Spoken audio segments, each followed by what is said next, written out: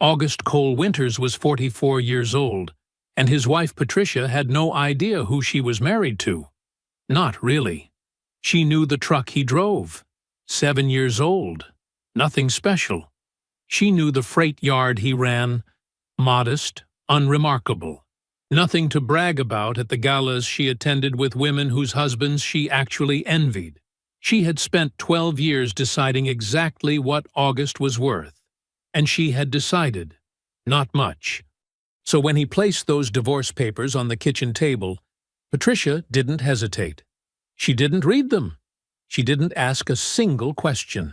She laughed, a short, bright, unbothered sound, picked up her pen, flipped straight to the signature page, and signed her name in one fluid motion. Then she slid the papers back across the table and told him to take care of himself.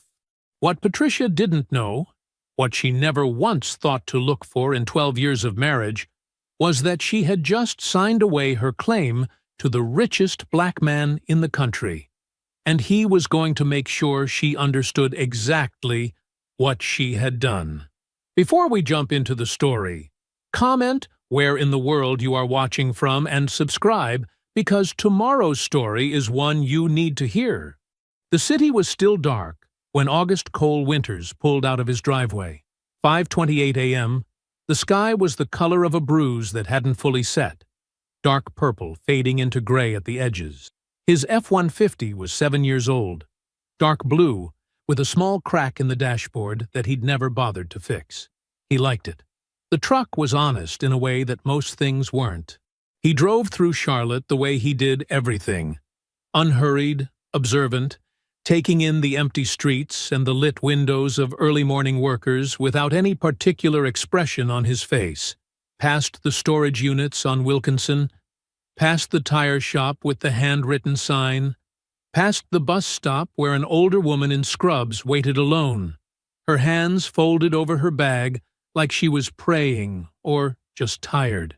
August noticed her. He noticed most things. The diner was on Freedom Drive, wedged between a laundromat and a cell phone repair shop. 11 years he'd been stopping here. The sign in the window still had a crack in the plastic from a hailstorm that came through back in 2019. Nobody had gotten around to fixing it yet. The coffee was strong and the booths were vinyl, and the place smelled like bacon grease and dish soap, and that was all it needed to be.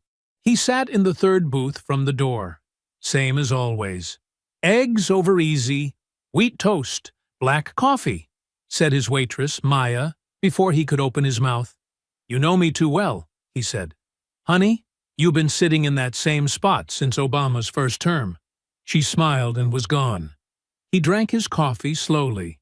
He read nothing, scrolled nothing. He just sat with the morning the way a man sits with something he has earned, quietly, without needing to explain it to anyone. August's mother used to clean rooms at the Peabody Hotel in Memphis.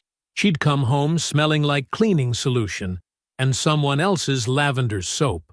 His father drove long haul, gone for stretches, back for weekends, a man who existed in the house mostly as a duffel bag by the door, and a particular laugh that boomed through the kitchen when he was in good spirits.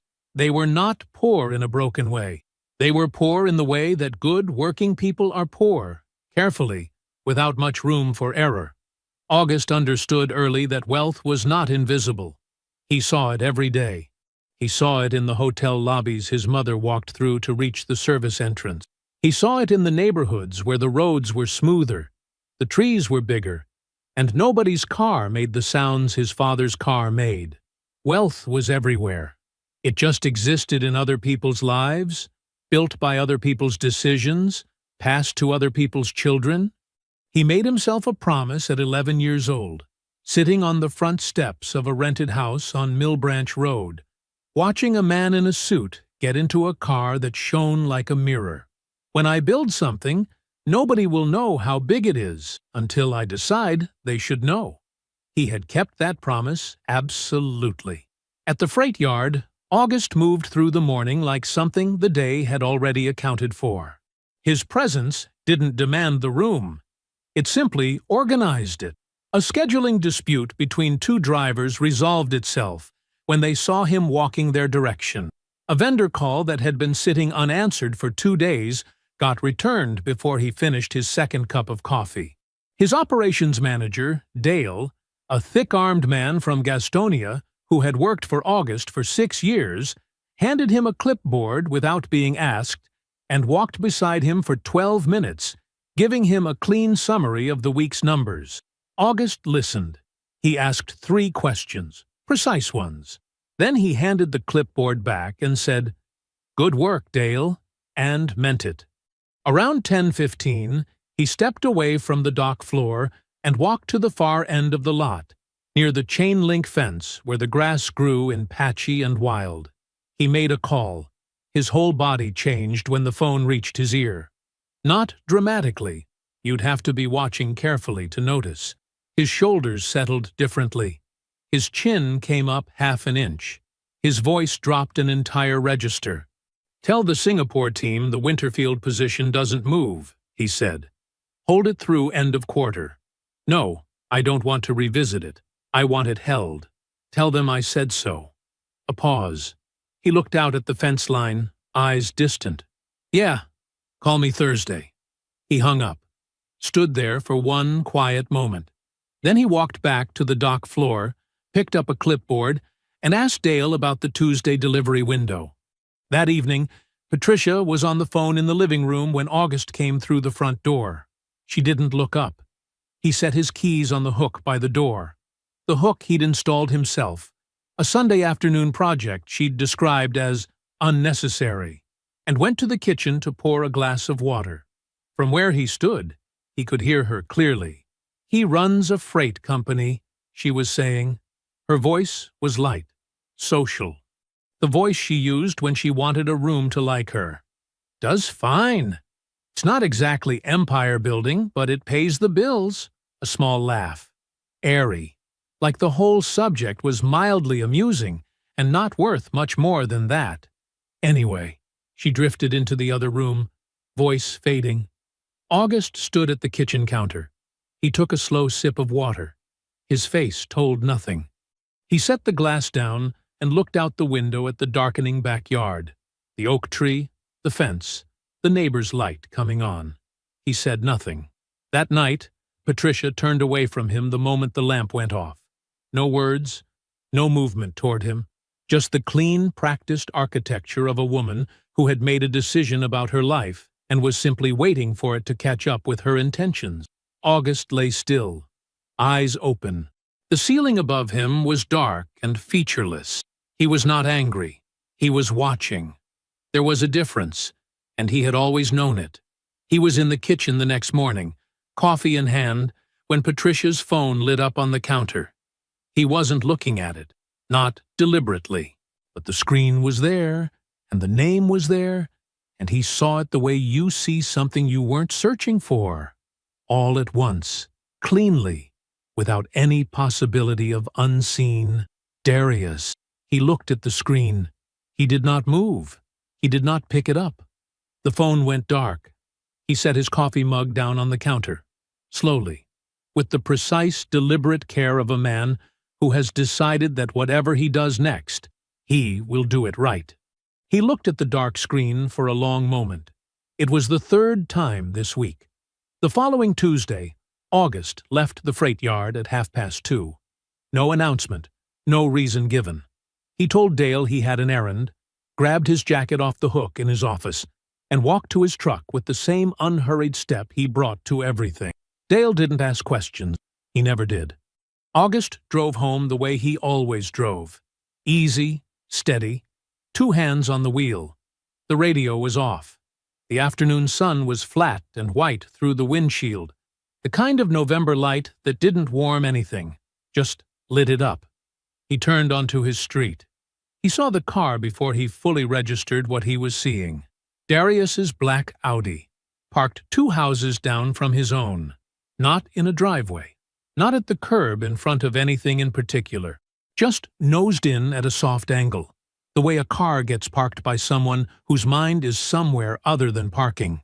August's foot came off the gas. The truck slowed. He stopped in the middle of the street. He sat there and looked at the car, at the empty driver's seat, at the angle of it, that careless, distracted angle. The street was quiet. A dog barked somewhere. A leaf skittered across the asphalt in front of his bumper. August put the truck in reverse, backed up to the corner, turned, and drove away. The gas station was 2 blocks over on Statesville Avenue, a BP with a broken pump on the far end that had been broken for as long as August could remember. He pulled into the lot and backed into a space where he could see the road. He turned the engine off. He did not get out. He bought nothing, called nobody, looked at nothing on his phone. He just sat with his hands loose in his lap and watched the street.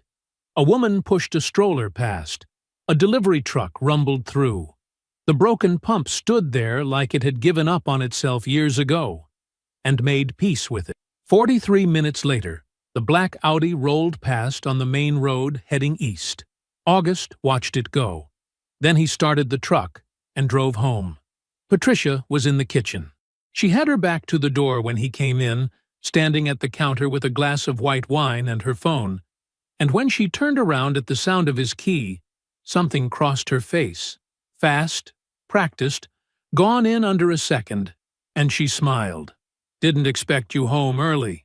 Her hair was freshly arranged, not done up, nothing elaborate, but settled.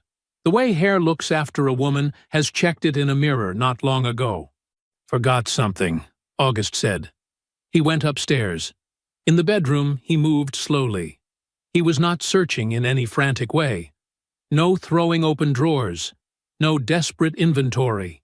He just moved through the room the way a man moves through a space he has lived in for years, taking in what was there and what wasn't, and what sat at slightly wrong angles to where it usually sat. He registered what he registered. He assigned no words to it. He came back downstairs with a phone charger in his hand. He held it up briefly as he passed through the kitchen. "Found it," he said. Patricia nodded and turned back to her phone. He made dinner. He set the table. They ate across from each other, and Patricia talked about a fundraising committee she was joining, and a friend's husband who had gotten a new position. And August listened and asked a question here and there and ate his food, and was, to all outward appearances, exactly who he had always been. Completely unreadable. That night he lay still until Patricia's breathing went long and even, and her body settled into the deep, boneless weight of sleep. Then he got up, put on his shoes, and went out to the truck. He didn't start the engine. He just sat in the dark driveway with the door closed and the windows up and the neighborhood quiet around him. He opened the security app on his phone. The cameras had gone in 2 years ago, after a break-in 3 houses down. That was what he had told Patricia. It was even true. He pulled up the footage archive.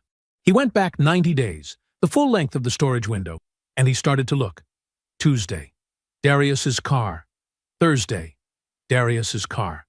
He kept going back. Tuesday, Thursday, Tuesday, Thursday. The timestamps were consistent to within 20 minutes every single time. Arrival in the early afternoon. Departure before 5. For the full 90 days, every week, without a single exception. August sat with that for a long time. This was not something that happened, and then happened again. This was not an accident that became a pattern.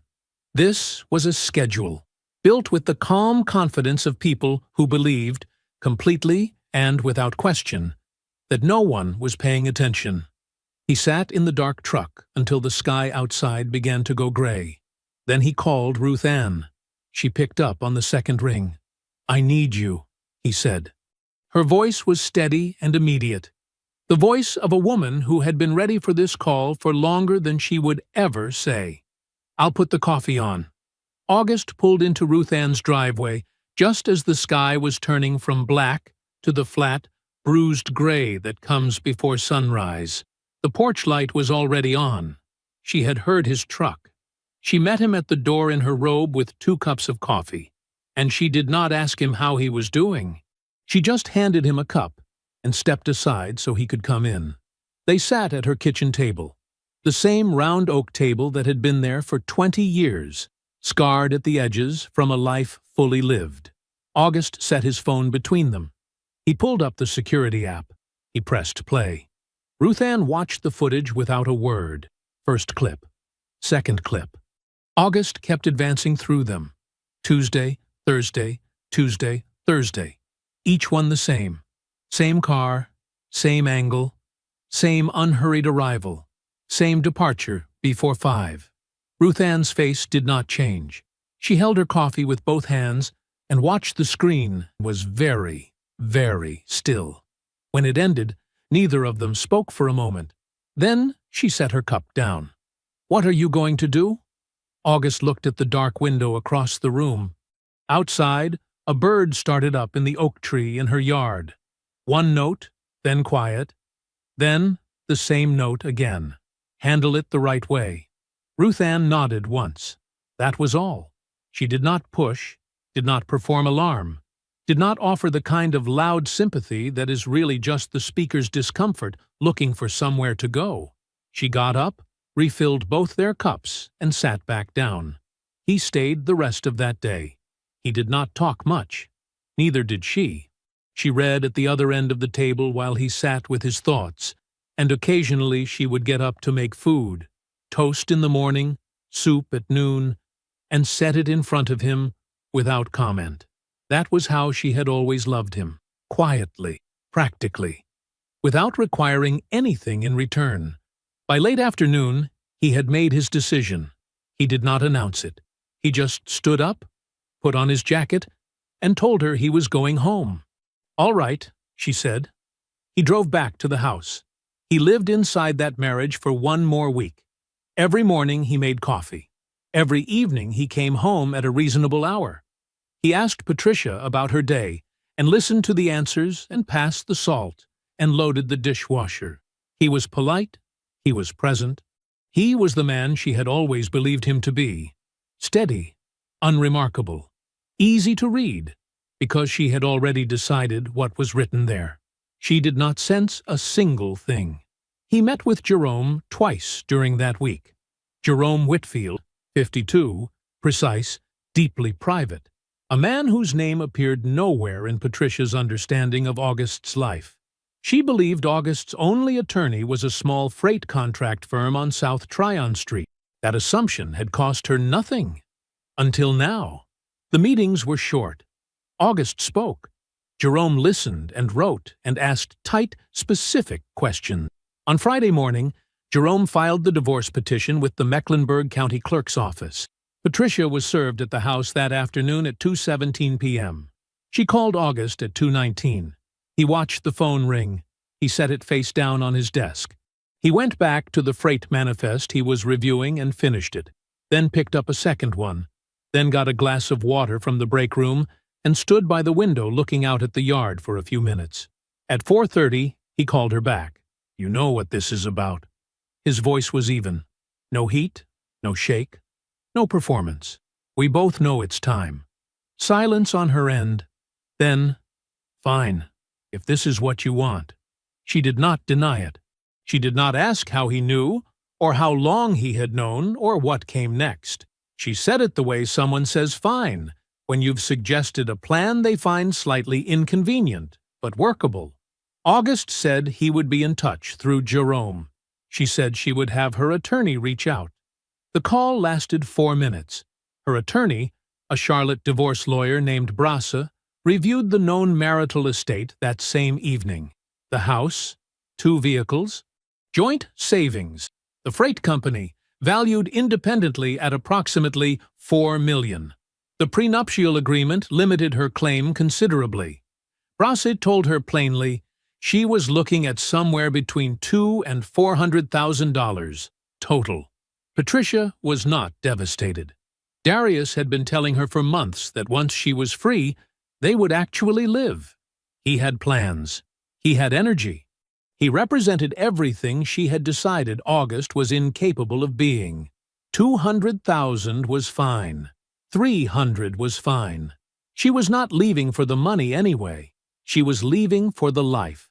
August came to the house Saturday morning with a single cardboard box. She was already at the kitchen table when he came downstairs with it, dressed well, a cream blouse, her good earrings, hair exactly right, coffee in front of her. Her posture was relaxed, her expression composed in the way it gets when she wants to make clear, without saying it, that she is doing perfectly fine. Better than fine. She looked like a woman sitting in an airport lounge, waiting for a flight she had been looking forward to for a long time. August set the box by the door.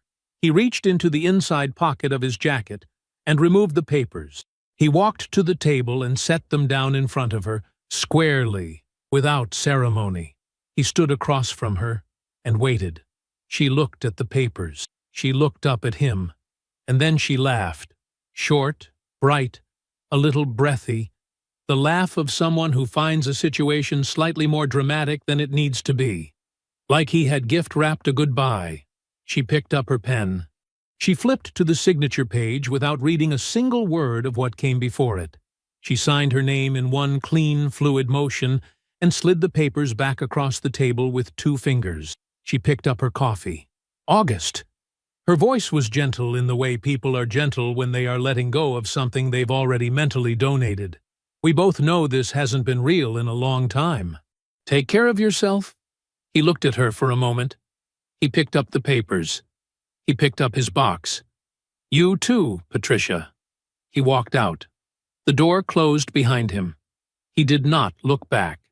In the truck, he set the box on the passenger seat and held the papers in both hands for just a second. Then he put them in the box, pulled out his phone, and called Ruth Ann. She answered before the first ring finished. Did she sign? Signed, laughing. His voice was flat and quiet. Didn't read a word. 3 full seconds of silence.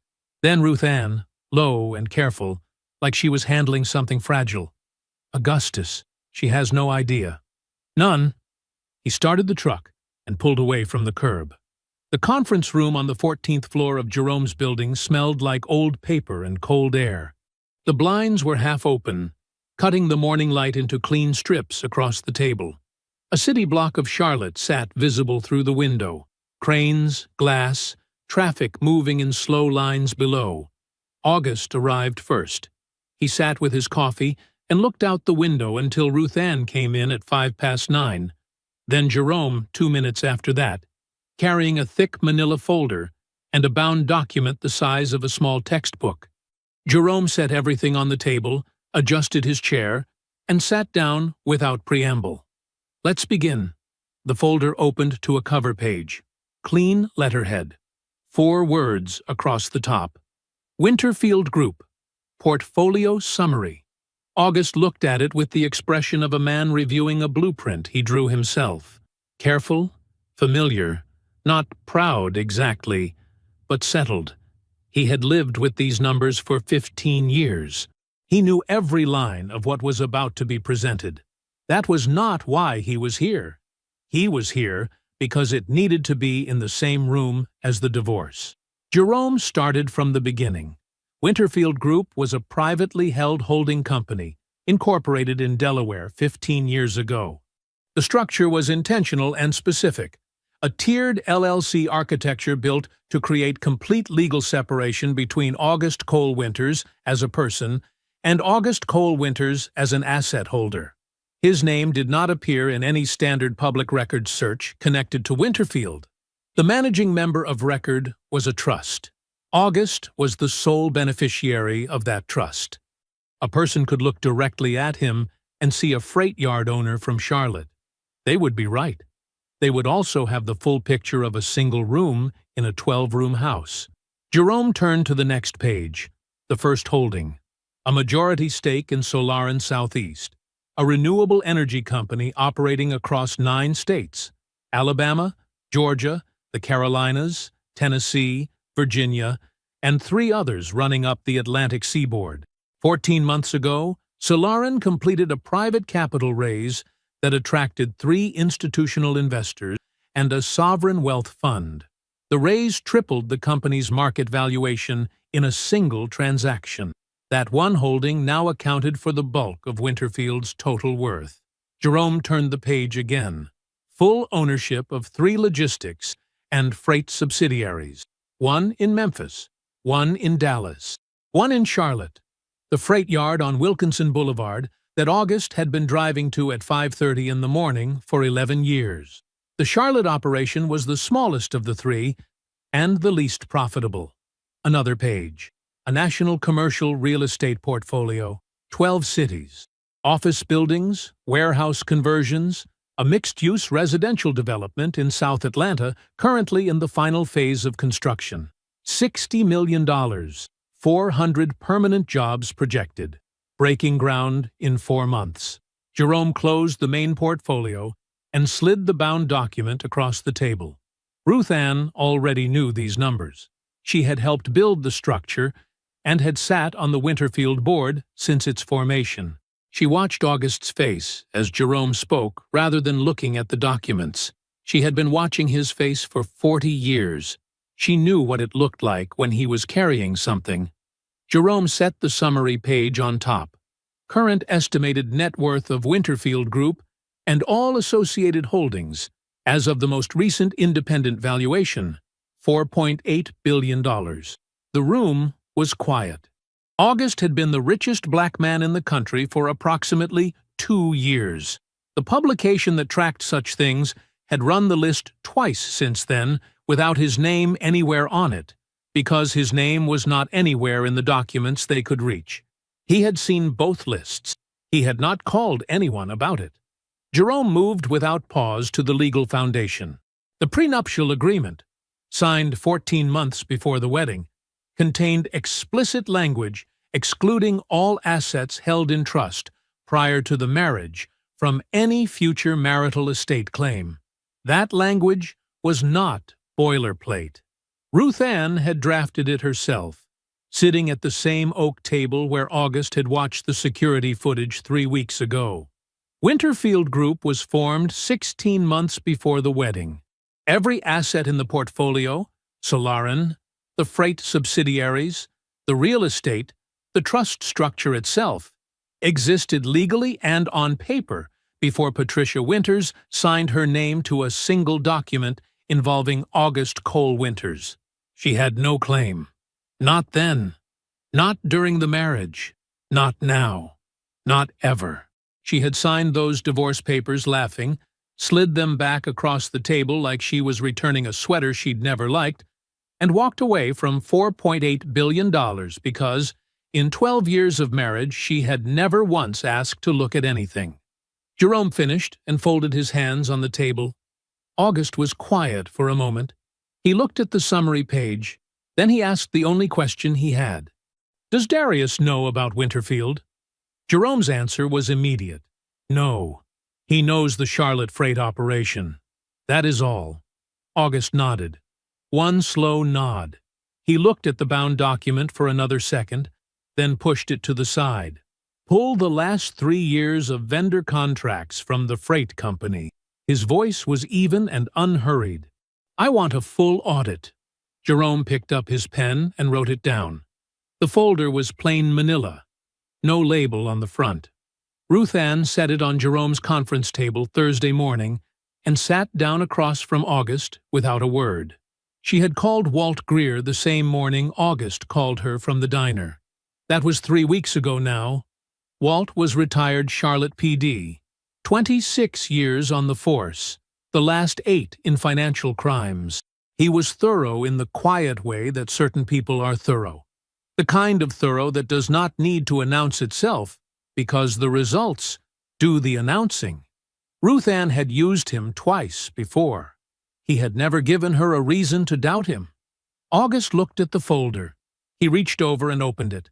The first page was a timeline, printed clean, dates running down the left margin in a single column.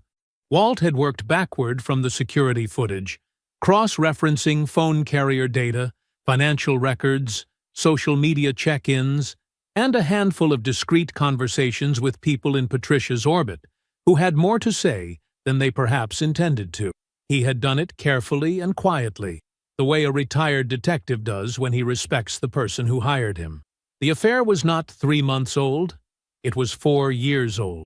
August read that line twice, not because he didn't understand it, because he was letting it settle into the correct place inside him. Not the place where grief lived, but the place where information lived, where facts sat in rows and added up to something actionable. 4 years, which meant it started 2 years into the business partnership with Darius. He looked at the dates on the timeline. He thought about the freight yard, the morning walkthroughs, the strategy sessions in the corner office with the bad fluorescent light that flickered when the HVAC kicked on, contract signings, handshakes on deals, lunches at the sandwich place on Wilkinson where Darius always ordered the same thing and talked about the future of the business with the easy confidence of a man invested in its success. Every single one of those conversations had happened while Darius knew what he knew. 4 years of sitting across from August, looking him in the eye, laughing at his jokes, asking about his opinions, accepting his trust like it was something he deserved. While he was driving to August's house twice a week on a schedule he had apparently kept, with the same discipline he brought to the yard. August set the first page down. He moved to the second. Walt's second finding was different in nature. It did not involve cameras or carrier data. It involved people, specifically the people in Patricia's social world, the galas, the fundraising dinners, the birthday gatherings in other women's homes where wine was poured, and reputations were quietly managed or quietly destroyed, depending on the night. Walt had spoken to 4 people. 3 of them had volunteered information before he finished his question. The picture that emerged was consistent enough to be a habit. Patricia had been telling people, for years, in the rooms where she most wanted to be taken seriously, to the women whose approval she had chased for the entire duration of the marriage, that August would never amount to anything. Not once, not in a moment of frustration that she walked back later. Consistently, publicly. As a narrative she returned to often enough that multiple people in her circle recalled specific instances without prompting. At a fundraising dinner 18 months ago, she described herself to 2 women and a man standing near a window overlooking a hotel ballroom as a person who had tried, who had sacrificed, who had stayed longer than she probably should have. She said August lacked vision, that he was comfortable in a way that small people were comfortable, not at peace, but just settled. She said she deserved a life that matched what she was actually capable of. All 3 people Walt spoke to remembered it. One of them had written it in a group text the next morning as a piece of gossip. A birthday gathering 2 years before that. Different room, same story. The same language about sacrifice and settling, and a husband who didn't have the drive to build anything real. August read each entry. His face did not change. He thought about the house on Hopedale Drive that his money had paid for, the car in the driveway, the charity events Patricia attended with his credit card in her bag, standing in rooms full of people she wanted to impress, telling them he was nothing, while everything he had built sat completely invisible beneath the surface of a life she had decided was beneath her. He closed the folder. The room was quiet. Outside, 14 floors below, Charlotte moved in its ordinary Thursday morning way. Trucks, traffic, the distant sound of a horn. August was still for a long moment. Then he said, "She was telling them who she was married to." He looked at the cover of the folder. She was wrong about that too. He looked up at Ruth Ann.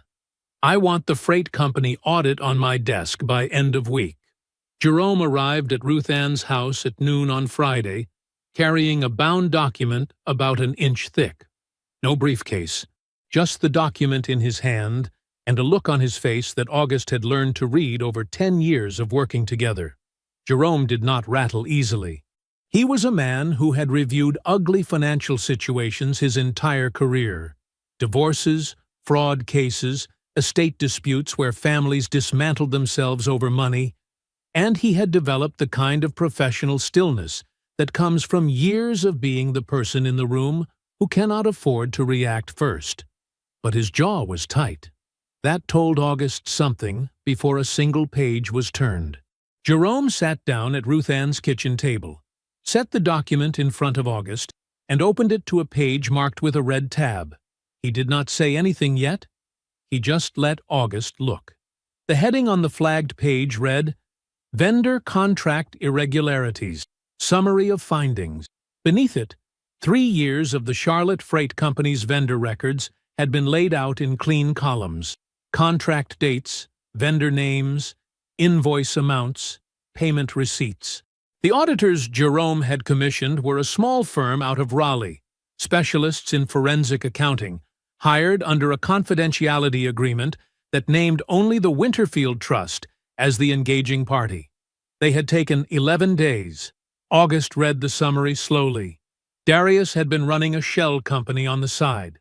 A vendor called Triton Freight Solutions, LLC, registered in South Carolina. No website, no physical address, no employees of record. Just a name on paper and a bank account. Over 37 months, Triton had been contracted for freight brokerage services through the Charlotte yard.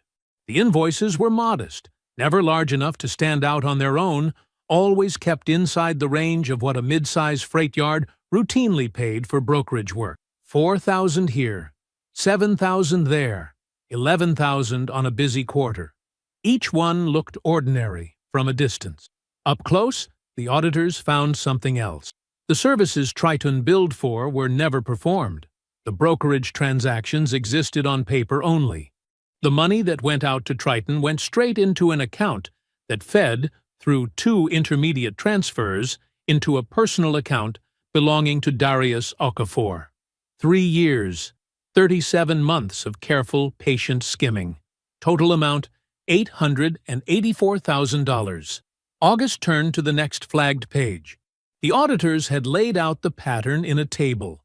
Amounts per quarter, vendor name rotations, the specific cadence Darius had used to keep each individual transaction from triggering an internal review.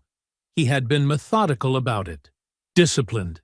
He staggered the amounts so no single quarter looked unusual.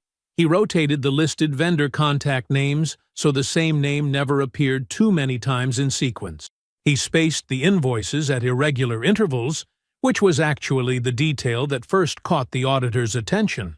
Genuine vendors follow predictable billing cycles, and Triton never did. That irregularity, in the end, was the thread that unraveled all of it. August thought about that for a moment.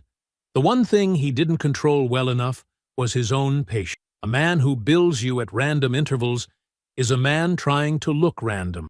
And trying to look random is its own kind of pattern. He turned 3 more pages. The supporting documentation ran deep. Bank transfer records, state registration filings for Triton, a side-by-side comparison of billed services against actual freight movement data from the yard's dispatch logs. The auditors had done what Jerome had hired them to do.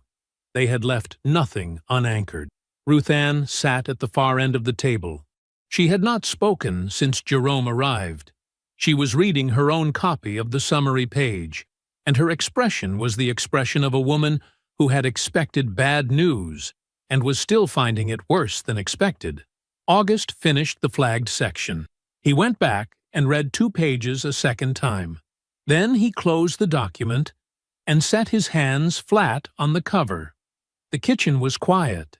Outside the window, a bird moved through the oak tree in Ruth Ann's side yard, landed on a branch, and was still.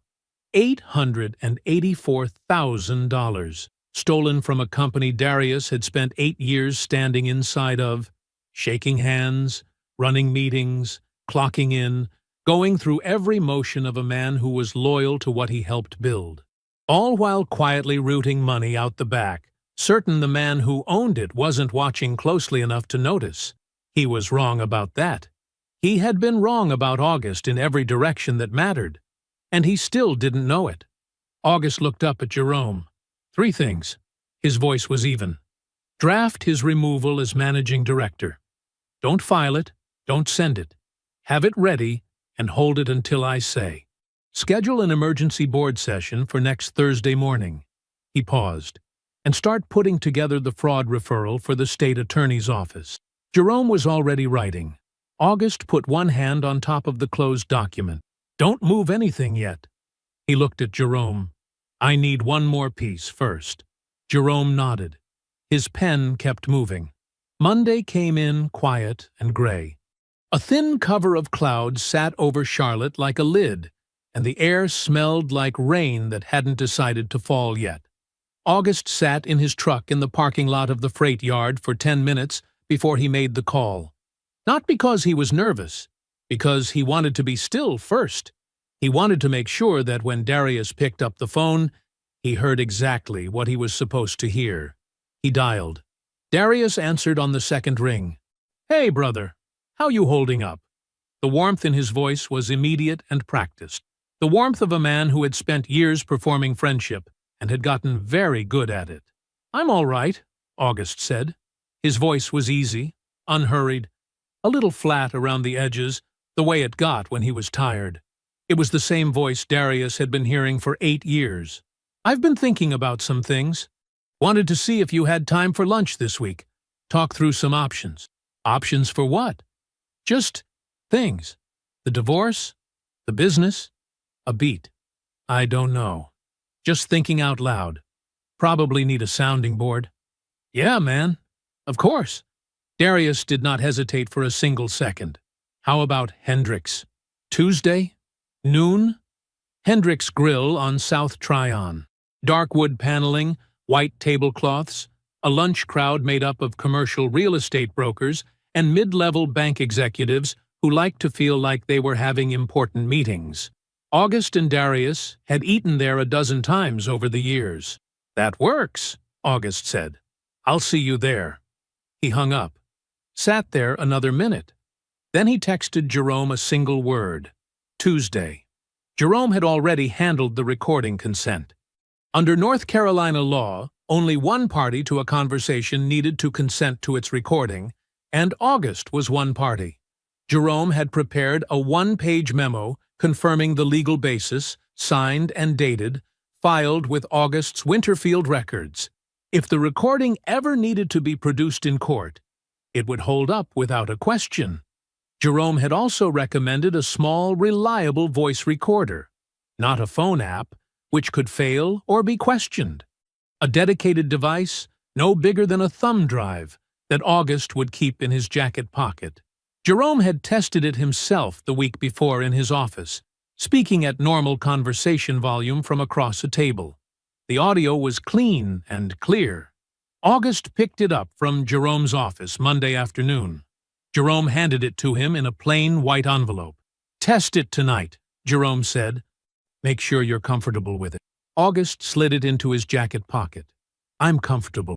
Jerome looked at him for a moment. Then he went back to his desk. Darius was already at the table when August arrived Tuesday at noon. He stood when August approached. Full, easy smile, hand extended. He was dressed well. He was always dressed well. He wore the kind of watch that announced something, and his handshake was the handshake of a man who had spent years practicing confidence. Man, he gripped August's shoulder. It's good to see you. Seriously, you look tired, but you look okay. Sit down. They ordered. Darius got the steak. August got the salmon. They talked about the freight yard for a few minutes, a contract renewal, a driver who'd been giving dispatch trouble, and it was easy and familiar, the cadence of two men who had shared a professional language for nearly a decade. Then Darius leaned forward, and his face shifted into something softer, more careful. How are you really doing, August? With all of it. August looked at his water glass. It's been a hard few weeks. I know it has. Darius shook his head slowly, like a man carrying genuine sorrow. Patricia she's a complicated woman. I always thought that. Beautiful, obviously. And she's got her strengths. But she was never, I don't know. She could be hard on you. I noticed that over the years. August nodded. Slow. said nothing. You deserve better than that. I mean it. You're a good man, and you worked hard, and you gave that woman a good life, and— Darius paused, looked down at the table, looked back up. I'm just sorry, man. I'm sorry it ended this way. He said it with a straight face, both hands wrapped around his water glass, eyes carrying something that wanted to look like grief. August nodded again. I appreciate that. He let a silence sit for a moment. Then he leaned back in his chair and exhaled, the exhale of a man who had been carrying something heavy and was too tired to hold it at the same angle. I've been thinking about selling the freight company. Darius went still. Just for a second. Just long enough. Simplifying things, August said. I don't know. Maybe travel a little. I've been at that yard for 15 years, and right now it feels like a lot. He looked at the table. Pat's lawyers had it valued around $4 million, but I don't know.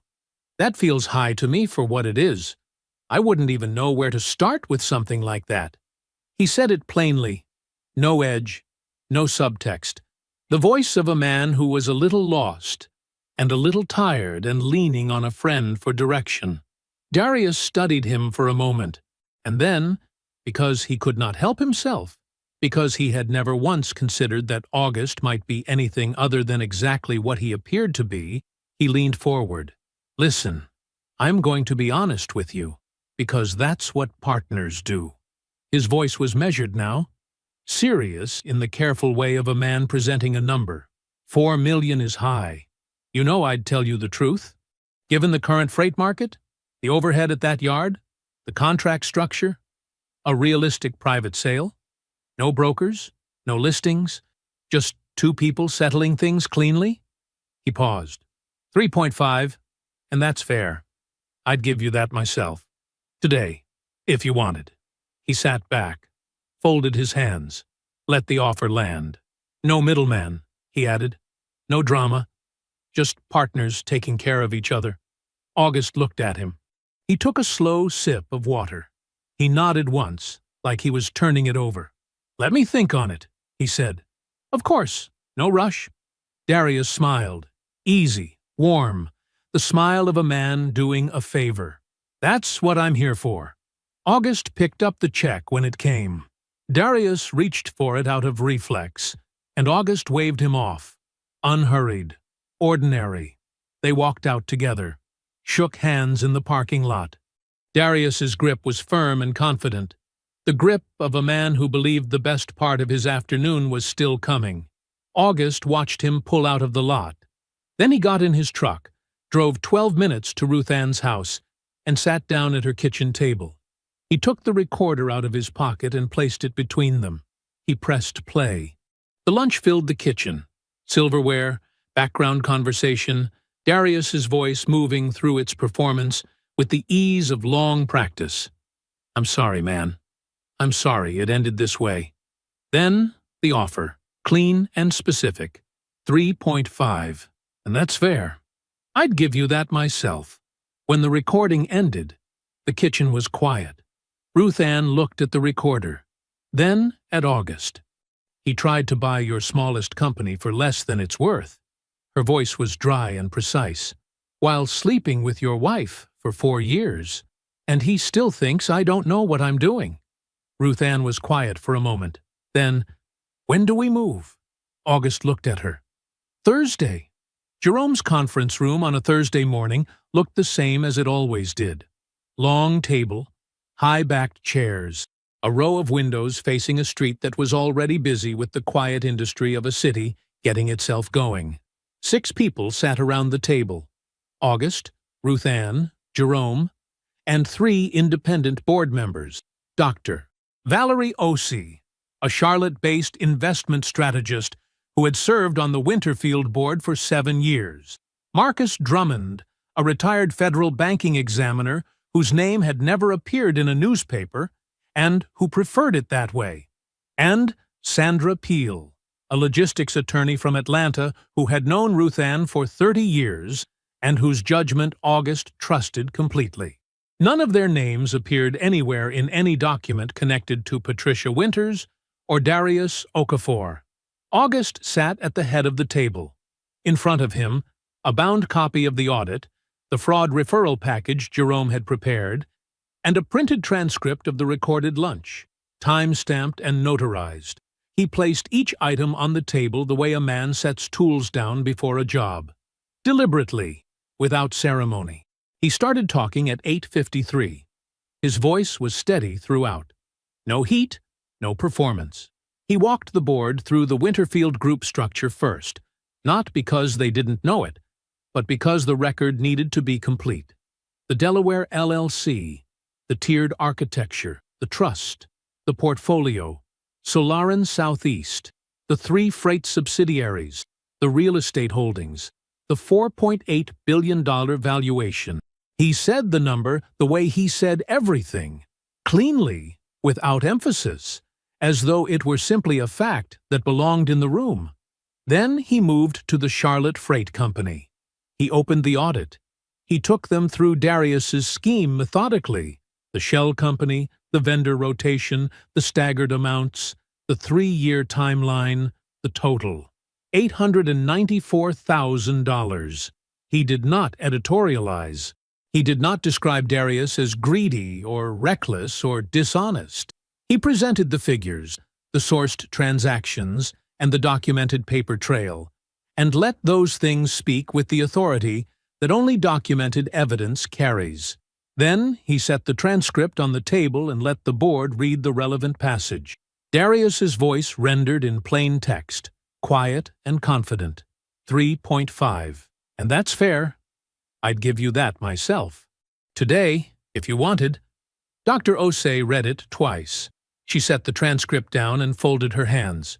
Marcus Drummond looked at August over his glasses. The recording is legally clean? North Carolina single-party consent, Jerome said from his end of the table, confirmed in writing before the recording was made. It is fully admissible. Drummond nodded once and went back to reading. Sandra Peel had not looked up from the audit. She turned 3 pages, stopped, turned back 1. Then she closed it and set it flat on the table with a quiet finality that said everything. August looked around the table. The motion before the board is to authorize Darius Okafor's immediate removal as managing director of the Charlotte Freight operation, the filing of a civil suit for breach of fiduciary duty and fraud, and the transmission of the state attorney referral. I'll move it, Dr. Osei said. Seconded, said Sandra Peel. The vote was unanimous. It took 11 seconds.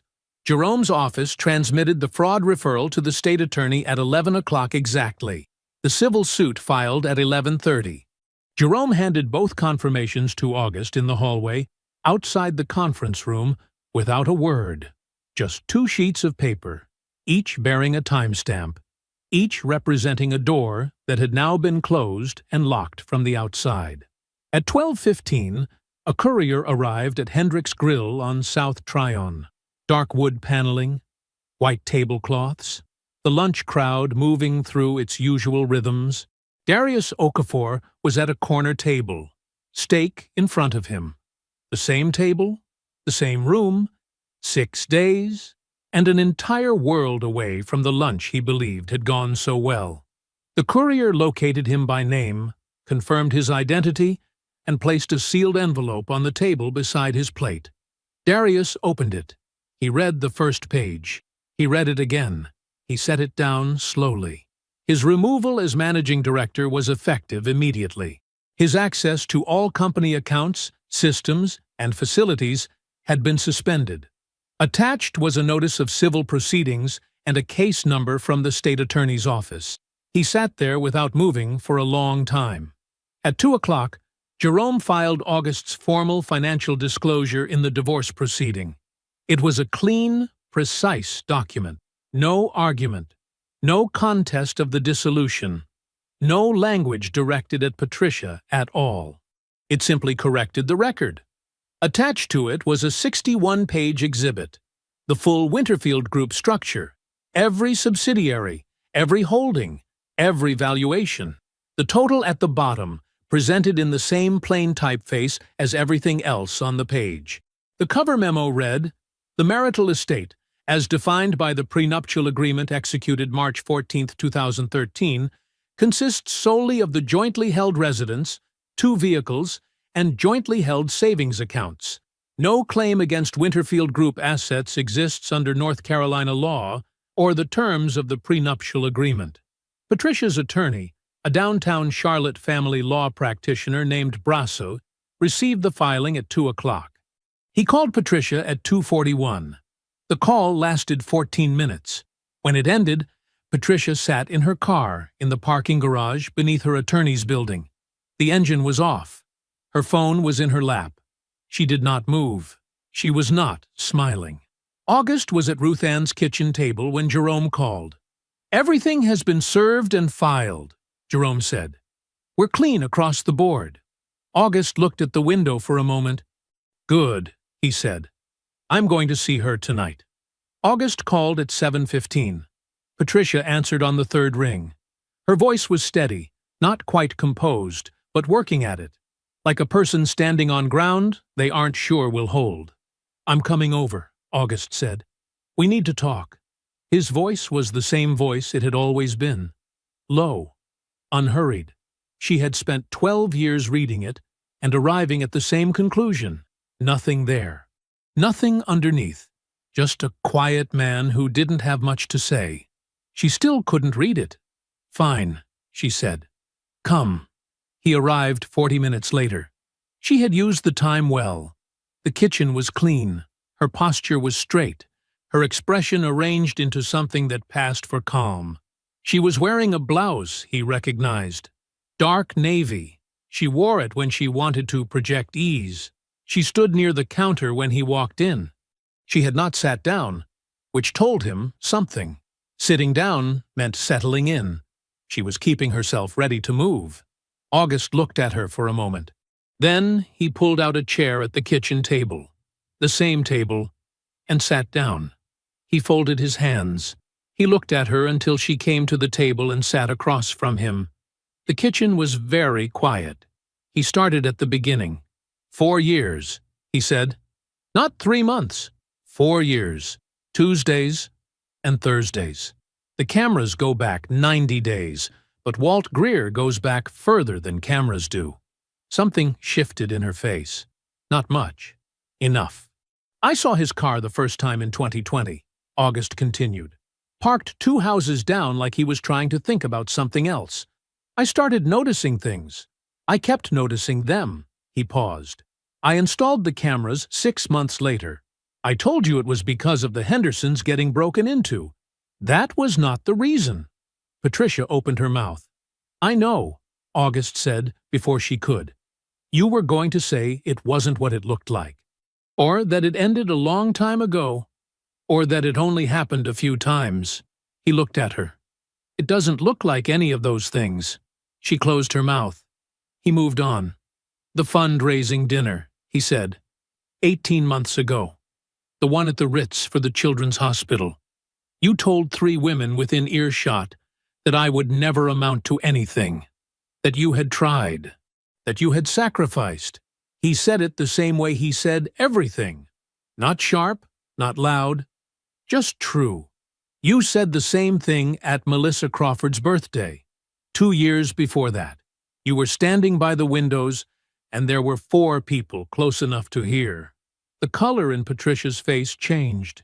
You said it in the rooms where you most wanted to be respected, August said. While living in the house I paid for. Driving the car I bought. Wearing the jewelry I picked out. You were telling those women who you were married to, and you were wrong. You were wrong the whole time. August. Her voice was thin. You were never home.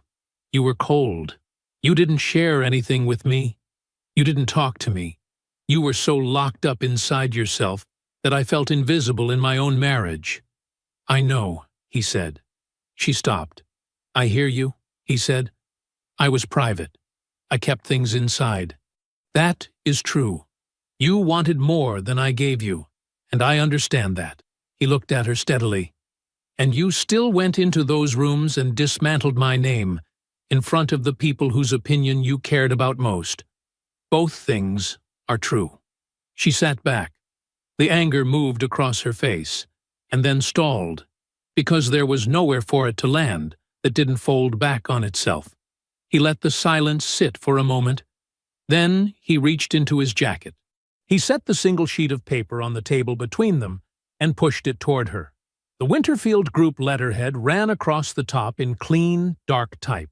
Below it, 2 columns, assets on the left, valuations on the right, item by item, line by line, all the way down to the number at the bottom. "Take your time," he said. She looked at it. She read the first line, then the second. Her eyes moved down the page with the careful, measured pace of someone doing arithmetic in their head as they go, adding things up, adjusting, adding again. She reached the total. She stopped. She read it again. Then she looked up at him. Whatever she had walked into this kitchen carrying, the composure, the control, the careful arrangement of a woman who was going to be fine, it did not crack. It simply stopped existing. All at once, like a wall that had been load-bearing and wasn't anymore. Her face went somewhere he had never seen it go in 12 years of marriage. Her mouth opened. Nothing came out. She looked at the paper. Back at him. Back at the paper. He watched her understand. He watched the specific, private devastation of a woman doing the math she had never bothered to do before, and arriving, 4 years too late, at the number that rewrote everything. The kitchen was completely silent. August let it hold. Let her sit inside it. Let her feel the full weight of what she had never once thought to look at. Then he said, quietly, without cruelty, "You didn't look. In 12 years, you never once looked." She said nothing. There was nothing to say. They both knew that. He told her the terms then. His voice did not change. The house would go on the market within 60 days. The joint accounts would be split per the prenuptial agreement. The marital estate would be settled fairly. Not a dollar more, not a dollar less. Winterfield Group was untouched. It had always been untouched. The prenuptial agreement she signed 15 years ago without a second thought, because he didn't have anything worth protecting, was the document that had defined everything. He told her that Darius had been removed from the freight company that morning and referred to the state attorney's office for criminal prosecution. Something moved in her eyes when he said Darius's name. She pressed her lips together. She did not ask about him. She asked instead, her voice thin and stripped of everything that usually lived in it, "Are you going to make this public?" August looked at her for a moment. Patricia. He said her name the same way he had always said it, without weight, without anger. "I spent 15 years being invisible. You didn't notice once." He paused. "You think I'm going to stand in the street and announce myself now?" He stood up. He buttoned his jacket, one button, and smoothed the front of it. He looked at her once more. Not long, not hard, just a look. "Jerome will have the final settlement documents to your attorney by Friday." He walked out of the kitchen, down the hall, through the front door. It closed behind him. Patricia remained at the table. The portfolio summary was still in front of her. She did not move it. She did not move at all. She sat in the quiet of the house, his house, she understood now, in ways she had never understood before, and stared at the number that had rearranged the last 15 years of her life. 18 months later, August Cole Winters stood on the roof of a building that had not existed 2 years ago. $60 million of glass and steel rose up around him. Clean lines, wide windows, a structure built on purpose in a neighborhood that had been told for decades it wasn't worth the investment. Below, on the street, the ribbon-cutting was already underway. He could hear it. The crowd, the applause, the warm voice of the mayor moving through a microphone. 400 permanent jobs. A neighborhood that looked different than it had before. A block that would not go back to what it was. August stood at the roof's edge and looked out at the Atlanta skyline and said nothing. Ruth Ann was beside him in a yellow dress that caught the late morning light. She had her arms crossed loosely in front of her, not from cold.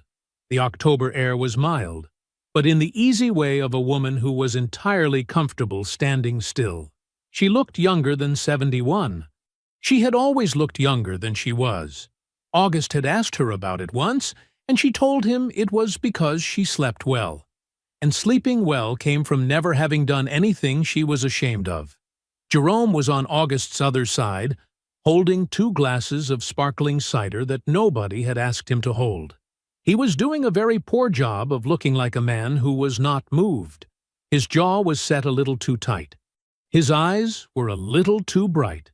Jerome, who had worked with August for a decade and documented everything and never wasted a single word, was standing on this rooftop trying to look like a man doing his job and not quite making it. August noticed. He did not say anything about it. The cover of the magazine was folded under Jerome's arm. He had brought it without being asked, the way Jerome did things he considered important. A national black business publication. The headline named August, one of the most consequential private entrepreneurs in the country. The photograph showed him at the freight yard, which he had specifically requested. Not a boardroom, not a portfolio, the yard. The journalist had asked him, toward the end of a 2-hour conversation, why the privacy? Why the invisibility for so long? Why build something that large and tell nobody? August had thought about it for a moment, not because he didn't know the answer, but because he wanted to say it right. I never needed anyone to know what I had, he had said. I just needed to have it. The building doesn't need to announce itself. It just needs to stand. The journalist had written it down without comment. It ran as the closing quote of the In the 18 months since that Thursday evening, since he walked out of a kitchen and closed a door on 12 years, the world had continued moving in the direction he set it. Darius had settled the civil suit 8 months in. The number was not what he wanted. The criminal prosecution was ongoing, and his attorney had told him privately that his best option had been settlement 3 months before Darius was willing to believe it. His professional standing in Charlotte was finished. The logistics community was small and had long memories, and public court filings did not disappear. The shell company, the vendor names, the 3 years of careful skimming, all of it in the record, all of it readable by anyone who looked. Darius, who had spent 4 years sitting across from August and seeing nothing of consequence, had spent the last 18 months learning that the absence of noise was not the same as the absence of attention. Patricia had received her final settlement, $314,000, per the prenuptial agreement she had signed without reading 15 years ago. She had returned to Atlanta. The Charlotte social circle she spent 12 years building, carefully, strategically, one relationship at a time, had dissolved with a speed that said everything about the foundation it was built on. The women she had told about August, in those rooms, at those dinners, were not available for the conversations she needed now. And Darius, facing frozen assets and a criminal calendar, turned out to be a different man than the one she believed she was walking toward. It turned out she was not the only one he had been performing for. August did not think about her often. When he did, it was without heat.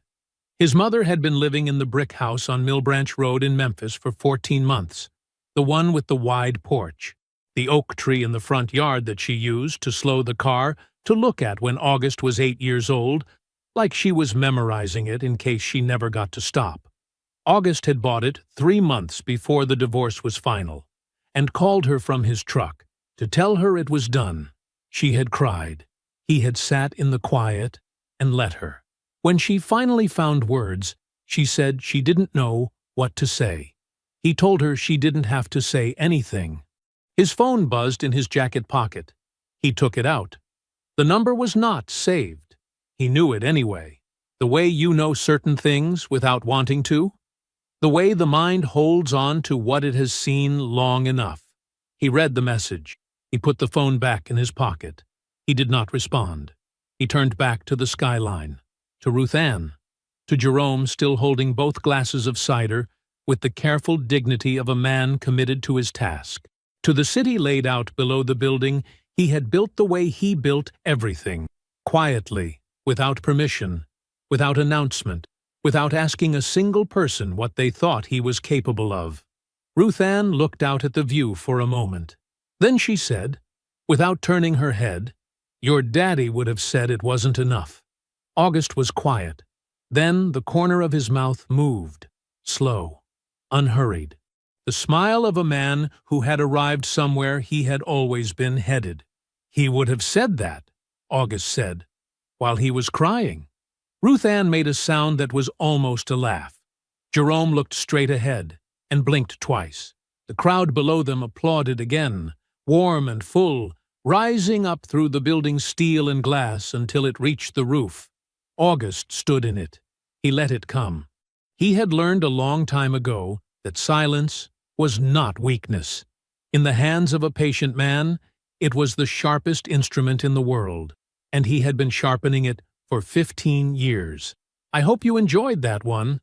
Be sure to like the video and subscribe so you don't miss the next story. I've picked out 2 more for you that I think you'll really like.